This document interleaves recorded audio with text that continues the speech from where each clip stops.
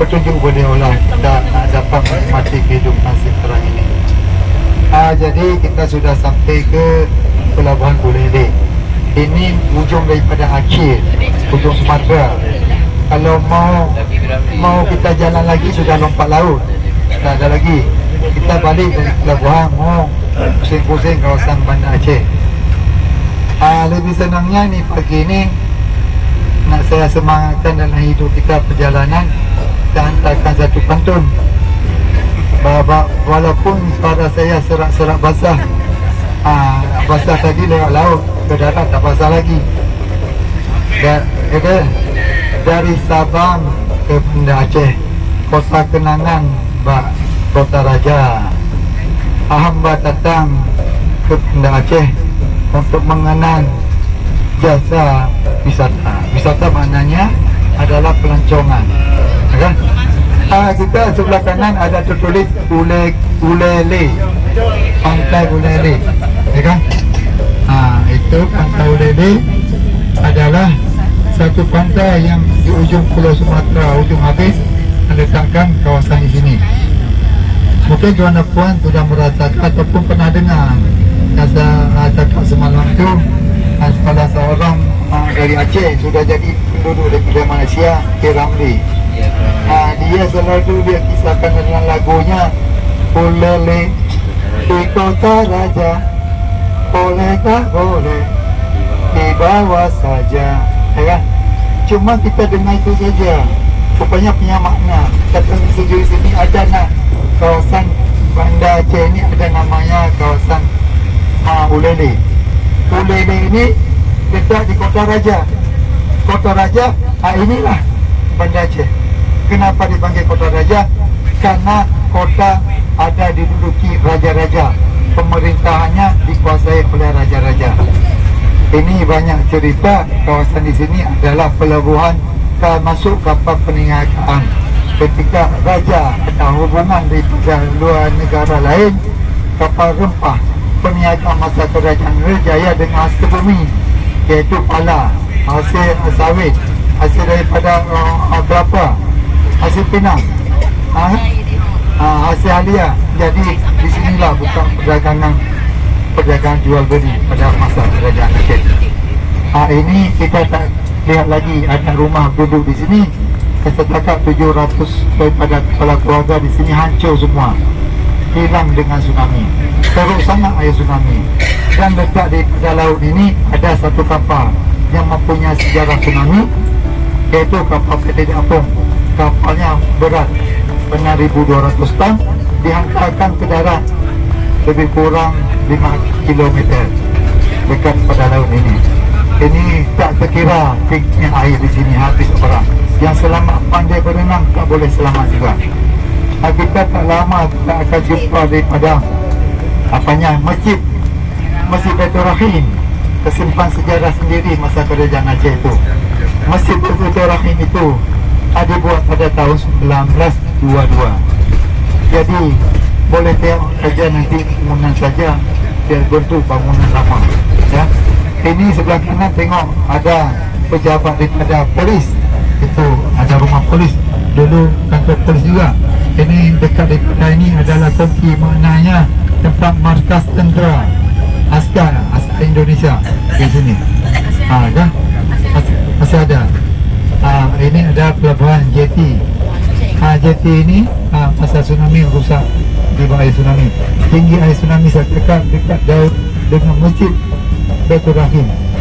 Ini masjid Baitur Rahim ini biasanya kalau kita berhenti di situ waktu masuk salat, ada saksi-saksi, maknanya orang yang terlibat masa tsunami, ya. Kita tak masuk lagi hari ini, kita jimatkan masa. Kita perlu pergi lautan. Yang penting saya bagi tahu saja informasi bahwa ini masjid ini.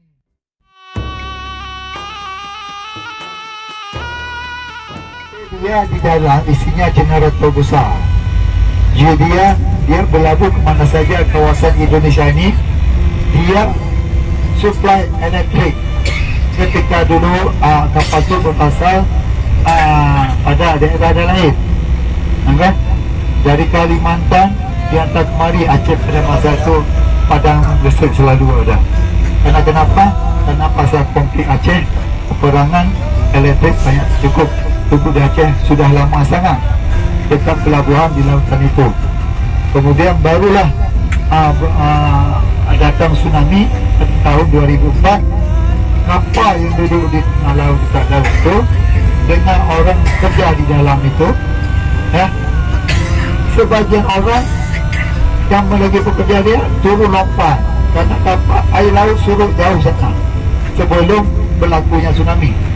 Air seperti kita tengok laut, air pasang ini surut tak masuk logik, jauh ke sana ke laut 1 kilometer sudah, kapal sudah duduk di atas tanah itu. Kemudian ditolak balik, baru kapal terangkat rupanya dibawa ke kampung. Kapal itu ini yang pertama, air pertama didudukkan, dibawa ke kampung Ampasnya di sana. Kampung Ampasnya itu dekat dari kepada sana. Kemudian air kedua diangkat lagi, dibawa ke kampung Pungai Belancu dekat masjid, dia bawa duduk. Pada masa itu lah kita tengok kejadian yang tak masuk lagi. Kenapa boleh terangkat besi, buah besi, pak besi yang tak ada kayu isi pun, dengan di dalamnya isinya generator elektrik. Begitu terangkat, kekuasaan air yang begitu cair boleh angkat benda berat, letaklah ke situ. Jadi tuan nampak yang aman, memang ada orang yang selamat. Orang bekerja di situ ada seorang saja, yang lain sudah lompat ke laut takut. Seandainya dia tetap berada di dalam, selamat. Nanti kisahnya akan disambung oleh pemandu lawatan tempat ini.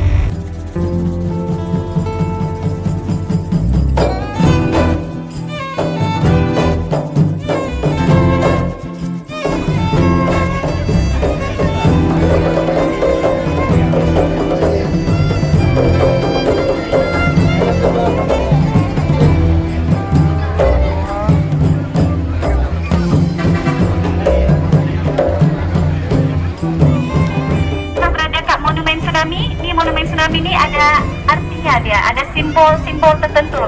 Jadi yang pertama ini yang di belakang tuan puan, di dinding ini membentuk macam gelombang kan. Ini ialah makna daripada ketinggian ombak tsunami masa dia sampai ke kampung sini, setinggi ini. Kampung ini tingginya jauhnya daripada laut lebih kurang 5 km. Kampung ini kampung penghujung air tsunami. Jadi air sisa tsunami saja masih setinggi ini, setinggi bumbung-bumbung rumah. Nah kemudian terakhir nih ada jam ini menunjukkan masa berlakunya gegaran. 15 menit sebelum tsunami itu ada gegaran terlebih dahulu. Dan selepas tsunami di sini yang menjadi mangsa ada ini semua. Di kampung ini saja 1077 orang yang meninggal, yang dapat dan tak dapat mayat dia. Jadi teman-teman, kampung ini dulu penduduk dia lebih daripada 4.000 lebih kurang. 1077 meninggal. Memang tak semuanya di sini orang atau rumah-rumah habis semua, sebab di sini penghujung saja air di sini. Dan di sini kita boleh tengok di tengah-tengah tuh itu jalan utama daripada kampung sini. Nah, jadi kalau kita tengok kapal ni memang dia terletak kat sini memang dengan letak yang sangat cantik di tengah-tengah jalan kampung. Nah, dan letak dia memang ayo macam ni, tak pernah dirubah dari dia awal dia sampai sini sampai hari ini tak pernah dirubah, memang tegak lurus. Dan kapal ini tuan-puan, ini kapal jenis Watson. Kapal ini dia bawa generator besar di dalamnya untuk bagi bekalan elektrik ke Banda Aceh. Dia datang ke sini hanya setahun sebelum tsunami 2003. Nah, setahun kemudian ini kapal ini dibawa oleh ombak tsunami kedua. Masa itu ada ombak 3 kali hempasan ombak tsunami. Yang paling dahsyat ialah yang kedua, yang tolak kapal ini sejauh lebih kurang 5 km dari pantai sampai ke sini. Padahal kapal ini 2.600 ton kan. Sedahsyat itulah ombak tsunami tuan dan puan. Jangankan manusia atau bangunan habis dia hanyutkan, kapal ini saja 2.600 ton boleh senang saja dia hanyutkan. Dan tuan dan puan, kita ada museum di dalam kapal. Kita akan tengok lagi macam mana kapal ini dihanyutkan oleh air tsunami. Kemudian kita tengok keadaan kampung ini dan macam-macam video.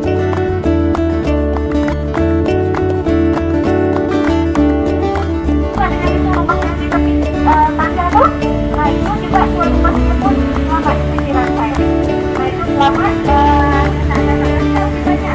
banyak mayat di bawah tadi.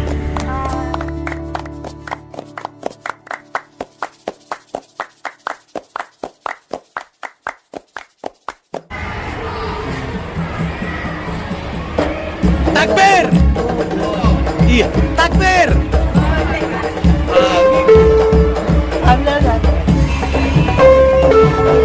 Belakang saya ini ada satu peta atau pola Aceh dari Banda Aceh sampai dengan situ. Sudah ada depan melihat itu dari Banda Aceh sampai situ.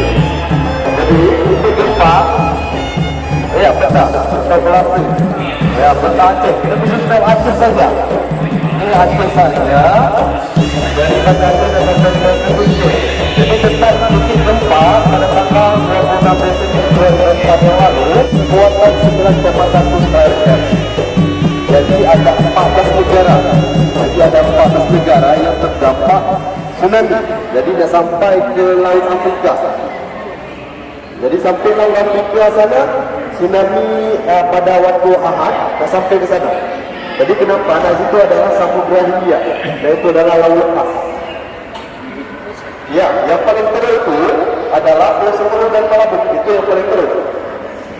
Yang paling banyak memakan korban adalah di Banda Aceh dan tempat kita sekarang berada.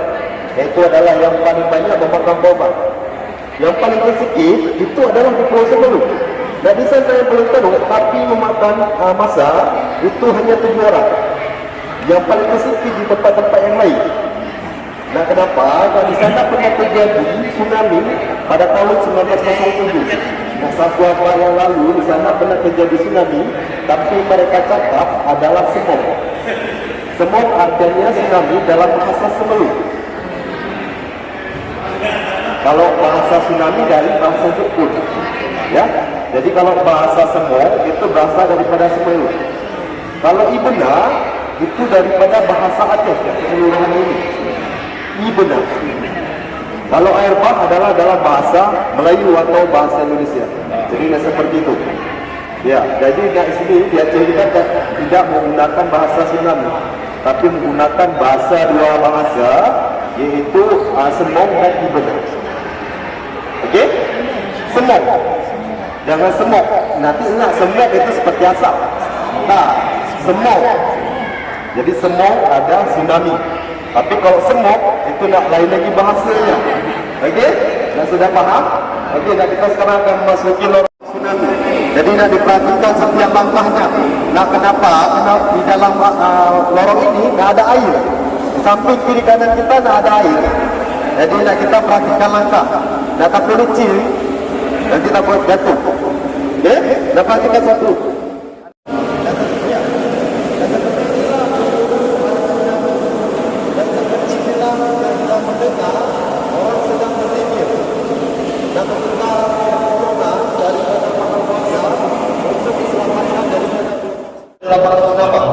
Tapi yang menjadi korban pada saat itu lebih daripada 200.000 lebih.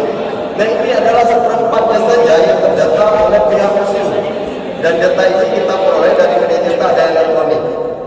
Ya, dan kita bisa melihat pada atas ada satu lafaz Allah. Yang pertama adalah Abdul Minanas atau Abdul Minallah. Jadi hubungan antara manusia dengan manusia dan hubungan antara manusia dengan Allah. Jadi sebelum kita ke tempat yang lain, lebih baik kita menghadiahkan sedikit doa untuk para sahabat yang telah meninggalkan kita terlebih dahulu. Jadi berdoa dimulai.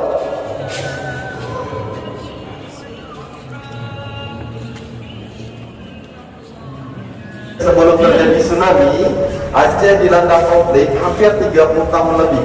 Jadi Aceh di sini ada peperangan saudara. Jadi karena Aceh pada saat itu darurat militer, jadi ada peperangan saudara. Jadi pertumpahan darah di mana-mana di Aceh. Jadi kita di setiap hari di Aceh terdengar letusan senjata api. Jadi nak trauma di Aceh. Dulu tak ada pelancong yang datang ke Aceh khususnya. Jadi pada tanggal 26 Desember 2004 yang lalu, Aceh dilanda bencana besar, yaitu gempa dan tsunami. Jadi nak belum pulih akan trauma akan konflik, dan ditambah lagi trauma akan bencana tsunami. Jadi seperti inilah cerita Aceh. Nak belum tahu arah dan tujuannya untuk menata hidup yang baru. Nah seolah-olah Aceh nak berjalan di situ-situ saja tanpa arah tujuan yang pasti.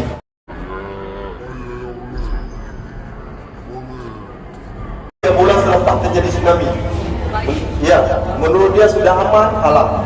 Jadi nak seperti terjadi fenomena alam, yaitu air laut surut, ikan ke daratan. Nah kita khususnya di Banda Aceh, kita beramai-ramai mengambil ikan. Tak sama di Pulau Semelu, mereka tak mengambil ikan, tapi mereka langsung evakuasi diri. Itulah mengapa di Pulau Semelu paling tersikit, memakan korban hanya 7 orang. Yang paling banyak adalah di Banda Aceh. Karena kenapa kita tak paham akan terjadinya tsunami.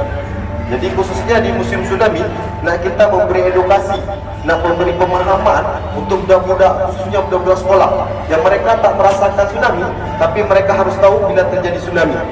Okey? Dan kita akan memasuki wayang. Nanti kita menonton wayang tu. Berperang penting. Nanti dia membuka sejalan. Dan selepas itu baru ada salah tu. Jadi gajah didatangkan dari perhubungan saya atau bawah. Nah gajah ini sudah terang dan datangkan kepada Aceh. Seperti itu.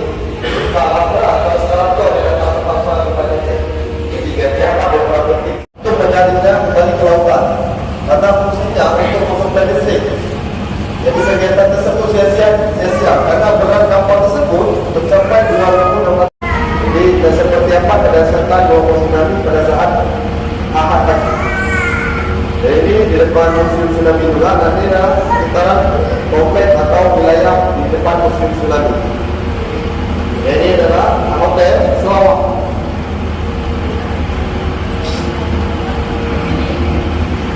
Jadi di depan Jalan Rahmat. Jadi jika anak berada di dalam perjalanan berjalan di Rahmat, itu airnya cukup tenang. Dan orang yang berada di dalam masjid atau di dalam pagar masjid itu dinyatakan selamat semua. Orang yang berada di luar pagar masjid itu banyak dinyatakan tidak selamat. Jadi airnya dalam dan luar itu berbeda. Ya. Jadi di luar itu airnya dahsyat. Jadi tidak bisa lihat tadi di video tadi yang ada di bawah tadi. Ya. Jadi seperti itu di luar, dan di dalam itu begitu tenang.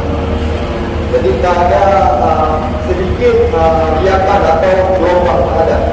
Jadi tenang. Jika berada di dalam masjid pun merasa selamat semua. Nah sama seperti cerita Masjid Baitur Rahim dan Rahmatullah.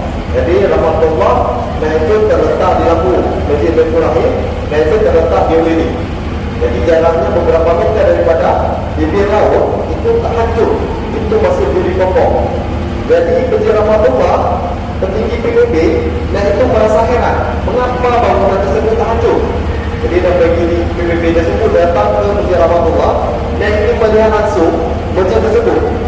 Dan sekarang kita pergi ke masjid tersebut, masih ada 2 patahan tiang, itu tak direnov, tak diperbaiki, dan dibiarkan seperti itu saja. Jadi nak bahwasanya masjid ini cuma 2 patahan tiang saja, tapi masjidnya tak hancur. Jadi seperti itu kan kuasa Allah. Nah ini adalah tentara-tentara asing, tentara Australia, datang langsung ke Aceh dan memberi bantuannya.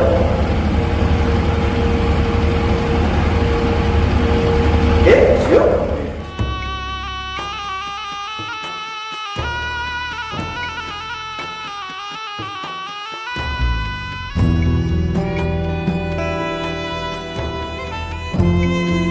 Angkat ya, ikan seko setiap orang